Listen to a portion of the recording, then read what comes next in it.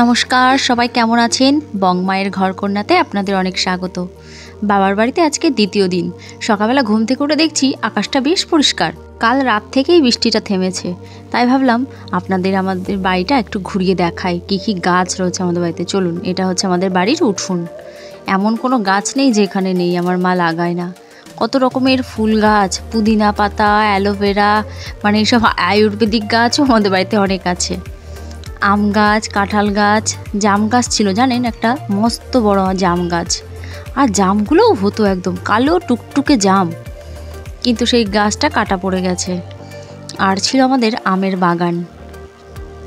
দাঁড়ান, এদিকে দু একটা তুলো পড়ে আছে দেখছি, একটু কুড়িয়ে নিই। এই যে তুলো গাছ, এটা ঝড়ে কাল ভেঙে পড়ে গেছে, এই যে। আর নিচে দেখছি বেশ কটা তুলো। মা যদিও ভোরবেলা উঠে কুড়িয়ে রেখেছে, তাও দেখছি দু একটা পড়ে আছে। তুলোটা নিয়ে নিই। আমাদের বিশাল আম বাগান ছিল, তারপর সেগুলো এখন বাবা কাকাদের মধ্যে ভাগ হয়ে যায়, আর তার ফলে এখন আর কোনো বাগানই নেই। ওই দু একটা আম গাছ আছে, তাও এবার একটা আমও এবছর গাছে আসেনি। এই যে তুলোর ভেতরটা একবার দেখুন, কি সুন্দর সাজানো থাকে একদম। ভেতরটা বিচি আছে, বাইরে থেকে দেখে তা বোঝাই যাবে না। এত সুন্দর করে তুলোগুলোকে ঠেসে রাখা থাকে এর ভেতরে। ছড়ালে পরে কিন্তু অনেকটা তুলো হয়। এগুলো বৃষ্টিতে ভেজে গেছে তো, এগুলো এখন ঠিকঠাক ছাড়ানো যাবে না। এগুলো একটু রোদে দিয়ে শুকিয়ে নিলে তারপর এগুলো ছাড়াতে ভীষণ মজা লাগে। কত ছাড়িয়েছি আমি আগে মায়ের সাথে সাথে। তারপর সকালবেলায় হলো আবার সেই চায়ের আসর। চা, মুড়ি, বিস্কুট, আর আমাদের গল্প তো আছেই সাথে। এইসব দিয়ে শুরু হলো সকালটা।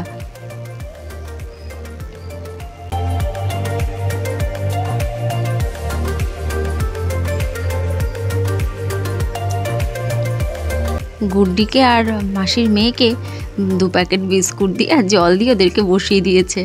ওরা নিব্বি তাই খেয়ে নিচ্ছে নিজেদের মতো। আজকে বাড়ি যাওয়ার কথা আছে, কিন্তু মাসির মেয়ে হঠাৎ বলছে আজকে দিনটা থেকে যায় না মা, আমার ভীষণ মন খারাপ করছে এখান থেকে যাওয়ার সময়। তাই মেসো বলল ঠিক আছে থাক, আজকে দিনটা যখন মেয়েটা থাকতে যাচ্ছে মাসির বাড়িতে, আজকে দিনটা সবাই মিলেই থেকে যাই। তাই মাসির মেয়ের জন্য আমাদের সবারই আজকে দিনটা থাকা হয়ে গেল। মাসি এখন সকালের জন্য করছে লুচি আর ডিমের কারি টিফিন। মাসি ডিমের কারিটা দারুণ করে জানেন, এর আগেও খেয়েছি, খুব সুন্দর করে মাসি।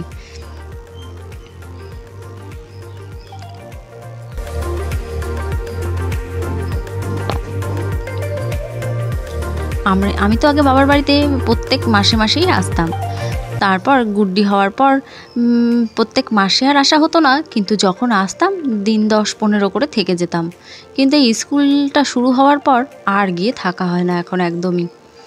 তারপরে আবার গরমের ছুটিতে ভেবেছিলাম আসবো বেশ কিছু থাকবো, তাও আর হলো না। এখন প্রায় স্কুল খোলার টাইম এসে গেছে।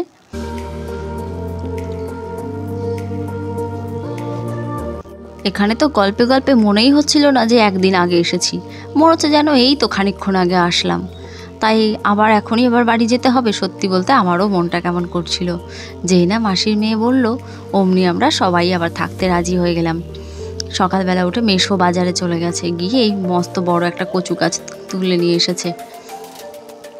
তাই সেটারই রান্নাবান্না হবে। আর দুপুরের জন্য কচু শাক দিয়ে চিংড়ি মাছ দিয়ে হবে, আর মাছ এনে রেখেছে, কাতলা মাছের একটু ঝোল হবে। বেশি কিছু রান্না করব না, কেননা সবাই মিলে একটু গল্প করতে হবে। রান্নাঘরে সারাক্ষণ থাকলে আর গল্পটা ঠিক হবে না, থাকবই তো একবেলা।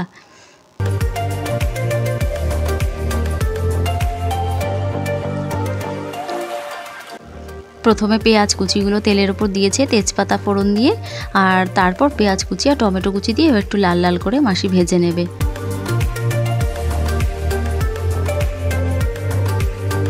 মাসির হাতে সব রান্নাই বেশ সুন্দর হয়। এই যে পেঁয়াজ টমেটোটা ভাজা হয়ে গেছে, এবার মশলা দিয়ে দিল। মশলার মধ্যেও আছে পেঁয়াজ, রসুন, আদা, লঙ্কা আর সামান্য একটু জিরে। বিয়ের আগে মাসি বাড়িতে এসেও অনেক দিন করে থাকা হতো, প্রায় 15 দিন 1 মাস করে মাসি বাড়িতে ছুটিতে থাকা হতো। কিন্তু কখনো ভাবিনি এই মাসি বাড়ির কাছে আবার আমার শ্বশুর বাড়িও হয়ে যাবে। তাই মাসির সাথে সেই যোগাযোগটা থেকেই গেছে। যেহেতু আমার শ্বশুর বাড়ির কাছেই মাসি বাড়ি, মাঝে মাঝে এখান থেকে চলেও যাই মাসির বাড়িতে। আর ফোনে তো কথা হয়, আবার কোথাও ঘুরতে গেলেও মাসি আমাকে ডেকে নেয়, মাসিদের সাথে একসাথে ঘুরতে যাওয়া হয়। মাসি একবার ইঁচড় রান্না করেছিল, আর সেদিন মাসিদের বাড়িতে বাম মাছ নিয়ে এসেছিল। আমি তো সেদিন প্রথম দেখলাম বাম মাছ, যেটা আমাদের বাড়িতে হয় না একদমই। তাই দেখেই বলেছিলাম, মাসি আমি কিন্তু এই মাছটা খাবো না। আর মাসি তারপর রান্না করে আমাকে একটু ইঁচড় খেতে দিল, বললো খেয়ে দেখ তো ইঁচড়টা।